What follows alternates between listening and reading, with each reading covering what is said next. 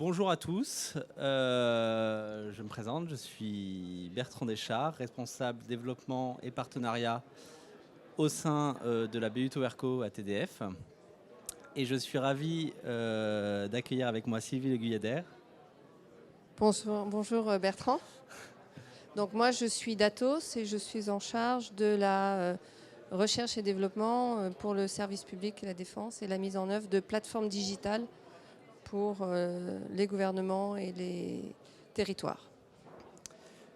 Donc si on voulait parler aujourd'hui, c'était pour parler du territoire intelligent et surtout du passage de l'adoption d'un modèle territoire intelligent qu'on peut observer déjà dans celui qui est le bâtiment intelligent. Donc juste pour nous représenter en 2 minutes, TDF, on est opérateur d'infrastructure neutre et ouvert depuis plus de 40 ans. Ça fait aussi 40 ans qu'on est opérateur de réseau critique. Des choses qu'on sait rarement, mais il y a sur l'audiovisuel des garanties de temps de rétablissement et globalement des garanties de qualité de service qui sont bien plus fortes que ce qu'on trouve habituellement dans le milieu des télécoms. Et puis on a un enjeu d'accompagnement des collectivités également depuis 40 ans qu'on maintient sur les territoires ruraux et urbains. Voilà, et Atos, donc c'est une entreprise de services numériques français avec un rayonnement international. Donc on est 107 000 personnes dans le monde, 11 milliards de chiffre d'affaires. On a aussi un fort maillage en France dans tous les territoires puisqu'on a des locaux et des centres de delivery un petit peu partout en France. Notre spécificité, donc on est le numéro 1 des Jeux Olympiques, donc on prépare activement aussi Paris 2024, qui est un gros enjeu ici.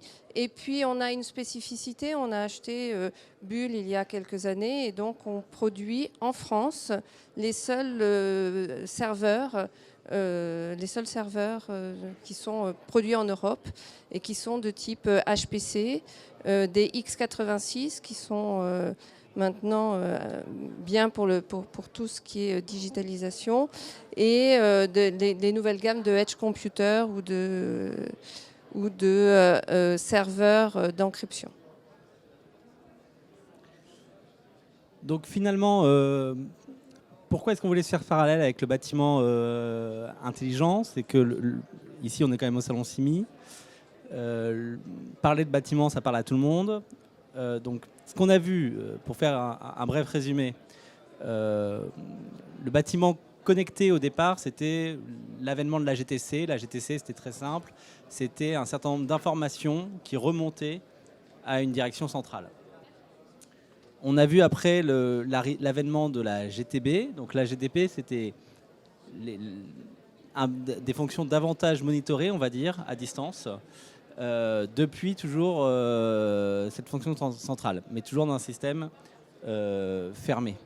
Et puis on voit aujourd'hui, nous on a travaillé là-dessus notamment dans certains territoires, on voit aujourd'hui l'avènement du smart building, pour parler anglais, du bâtiment intelligent, dans lequel on a un système qui est interopérable, qui permet de choisir ses équipements et de réaliser plein de fonctions nouvelles dont va nous parler Sylvie. Donc dans le bâtiment intelligent, dans le smart building, on va mettre un certain nombre de capteurs. Et ces capteurs, on va pouvoir aussi croiser les données, mettre des règles à l'intérieur de la plateforme pour pouvoir, le cas échéant, générer des alertes et mettre une emphase là-dessus. Un exemple particulier, j'ai des capteurs de mesure de la température de mes salles. Lorsque les températures sont à 40 ou 45 degrés, ça se paramètre. Si ça dure trop longtemps, on est capable de générer une alerte et d'identifier une présomption de feu. Et ensuite, éventuellement, d'envoyer cette alerte à un système de 112 ou à un autre système qui, lui, va déclencher éventuellement l'intervention des pompiers, des ambulances, etc. Donc, en fait, l'intérêt de la plateforme de bâtiment intelligent, c'est qu'au-delà du silotage qu'il y a, on peut paramétrer cette plateforme, combiner les données et échanger, je crois que c'est avec d'autres applications de l'écosystème.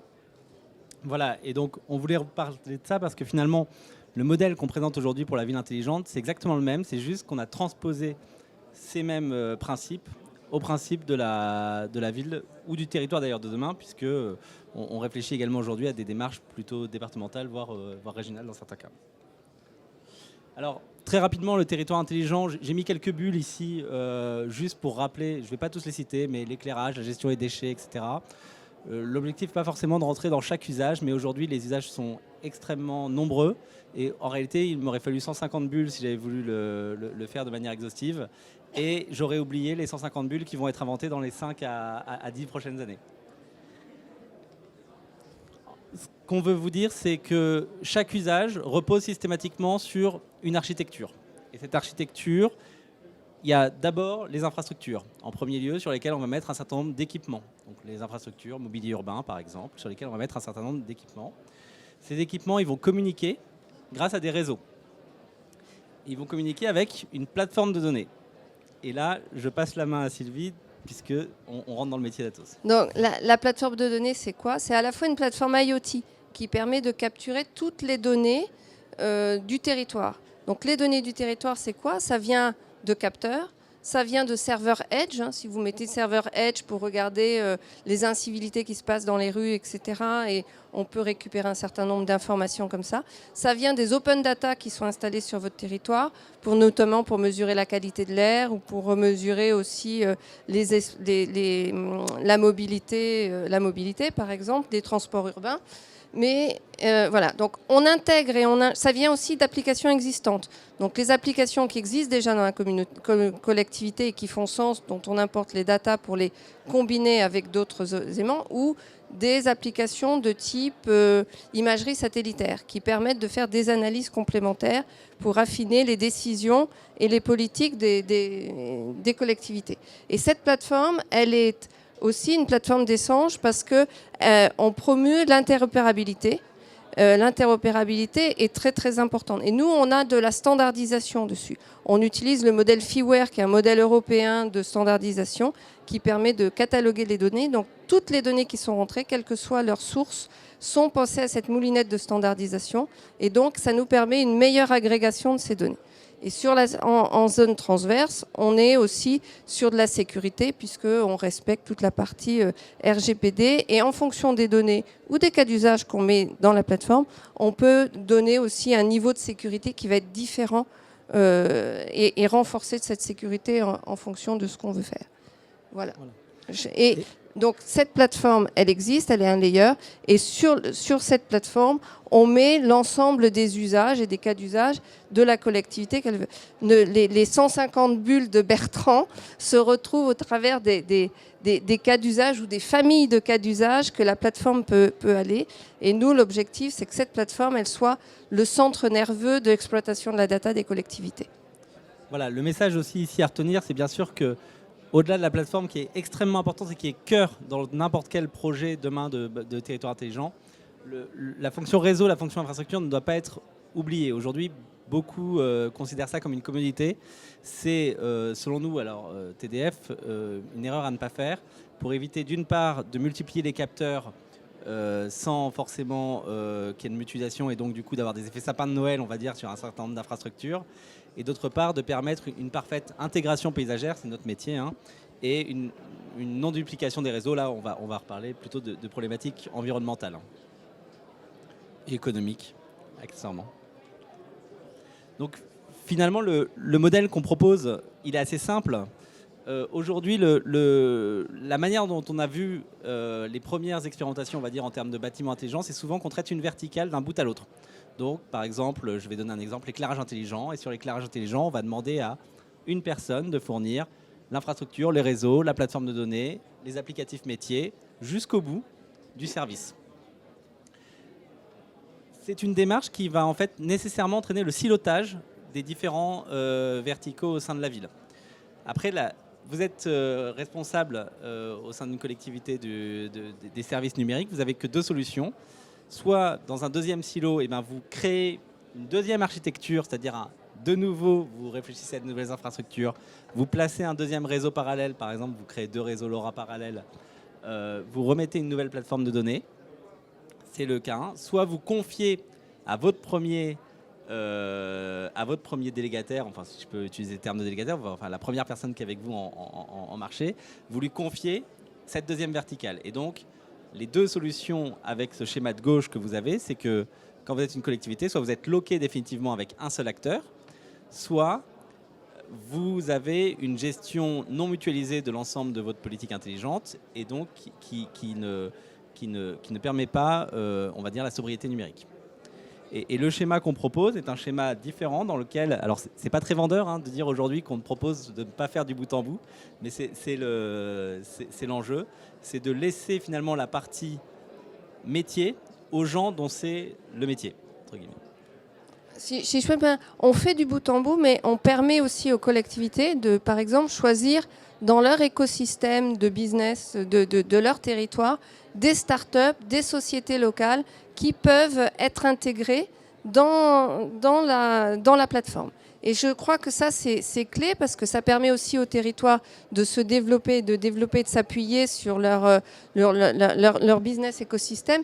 Mais en même temps, on est une plateforme ouverte, donc on est basé sur base d'open source, sur la standardisation. Voilà, je crois que c'est important.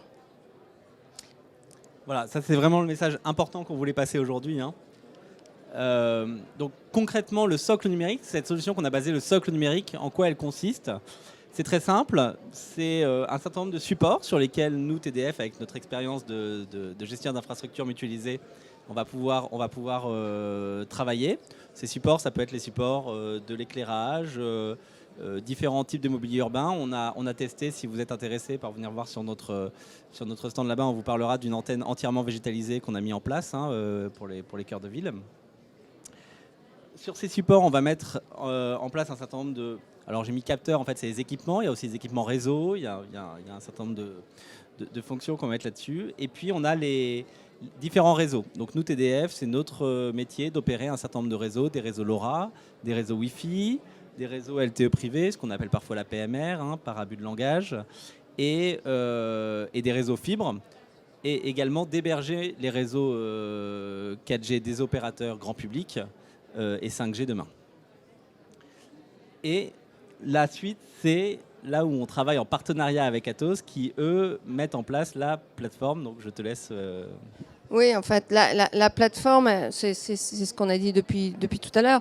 On a une plateforme d'injection des datas, de sécurisation de ces données et de pouvoir les standardiser pour pouvoir mieux les agréger et produire des analyses et des tableaux de bord qui vont aider les collectivités territoriales à produire des tableaux de bord pour décider de l'orientation de la politique publique derrière. Donc un support aux politiques publiques avec un accès sécurisé et qui va aussi peut-être dépendre des acteurs. C'est-à-dire qu'en fait, l'ensemble des données est à l'intérieur de la plateforme, mais les agents communaux vont avoir certains accès de données. Les entreprises et les citoyens peuvent avoir un autre angle de vue et un autre accès à la plateforme, etc., etc. Donc et ensuite, on a un certain nombre d'usages. Et comme j'ai l'habitude de dire, on a les usages de maintenant qu'on connaît.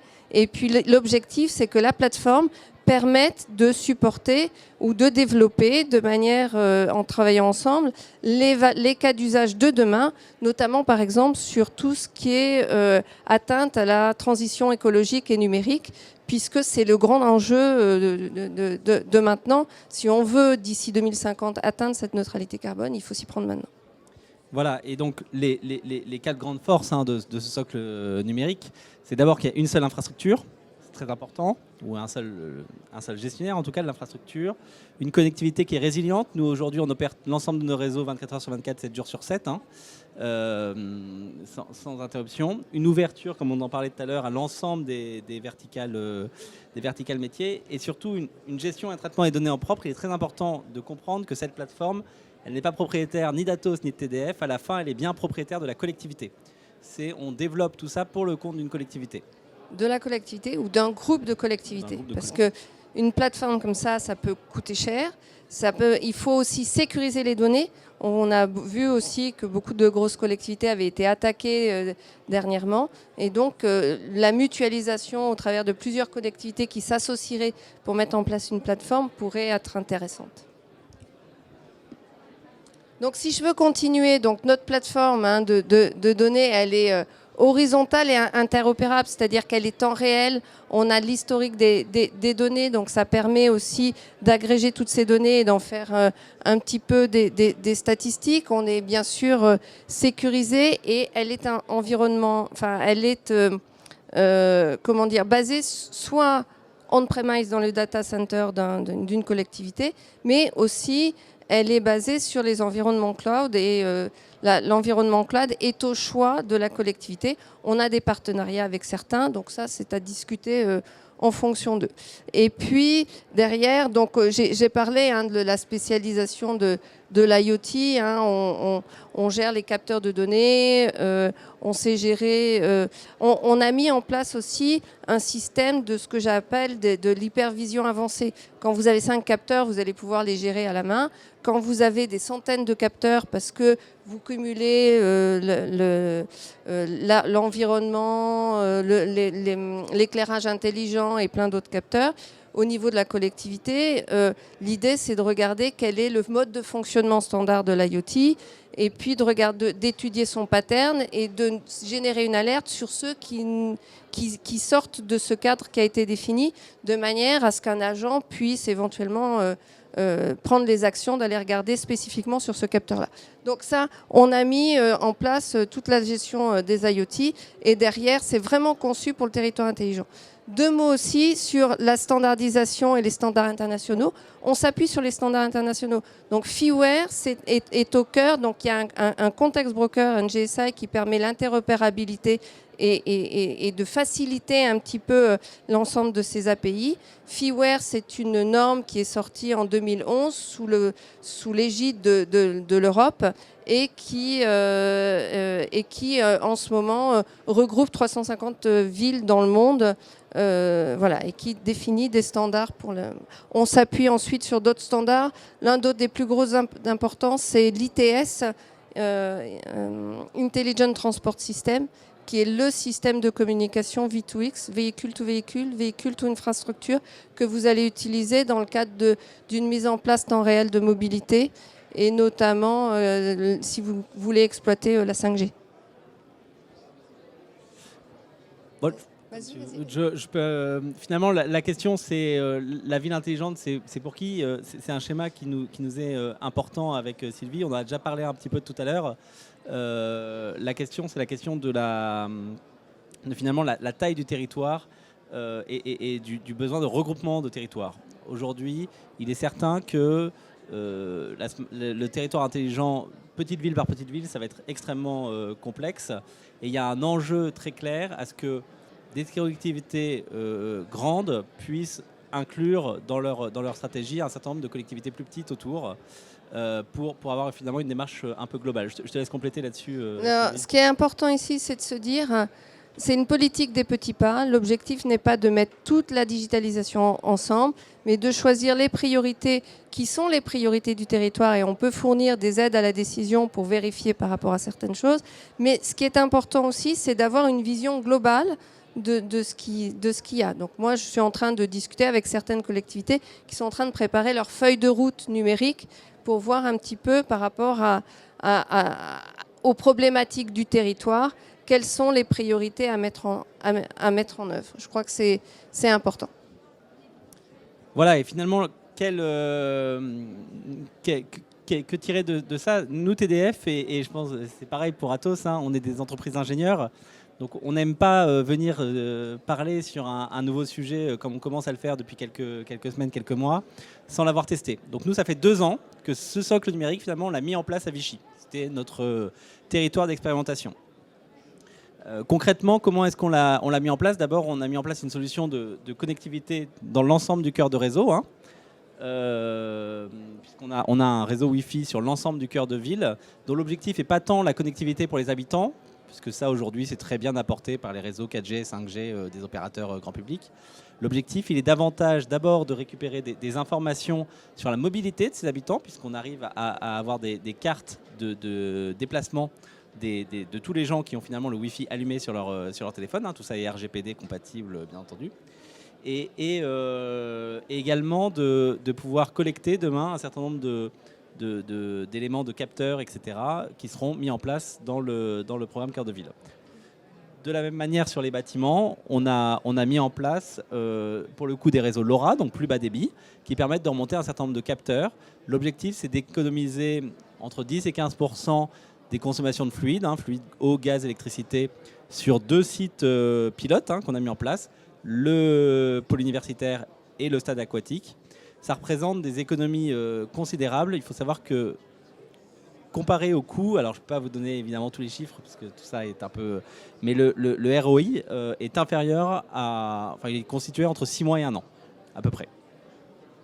Ce qui est important par rapport à ces ROI, c'est que les économies qui sont générées sur la mise en place de certains processus digitaux comme le smart building, les bâtiments connectés, mais aussi peut-être l'éclairage intelligent, peuvent ensuite être réinjectés dans d'autres cas d'usage qui ne vont pas avoir un ROI en tant que tel, mais qui vont avoir une importance en termes de neutralité carbone.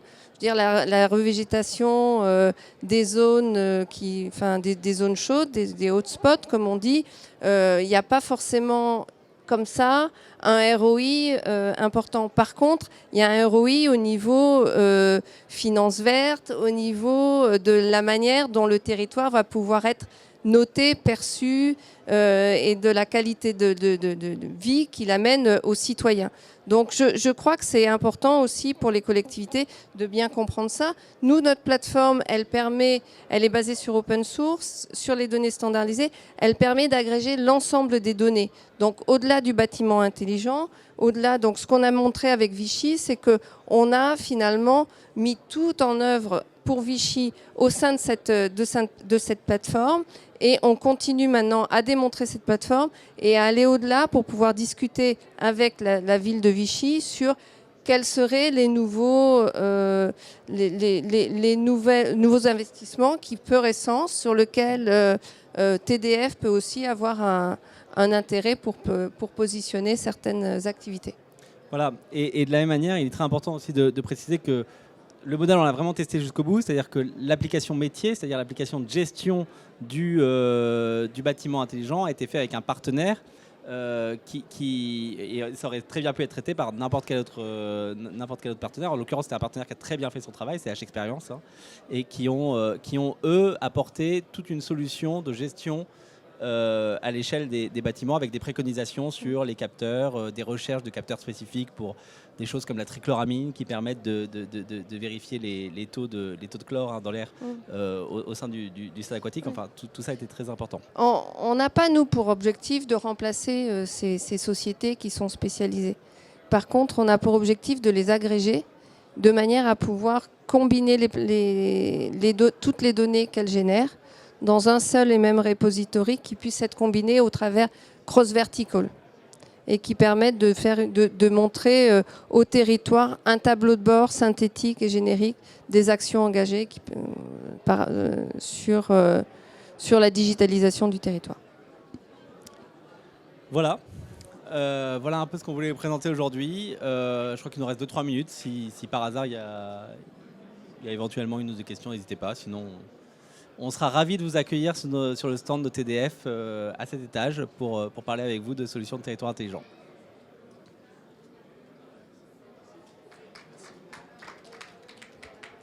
Merci à vous.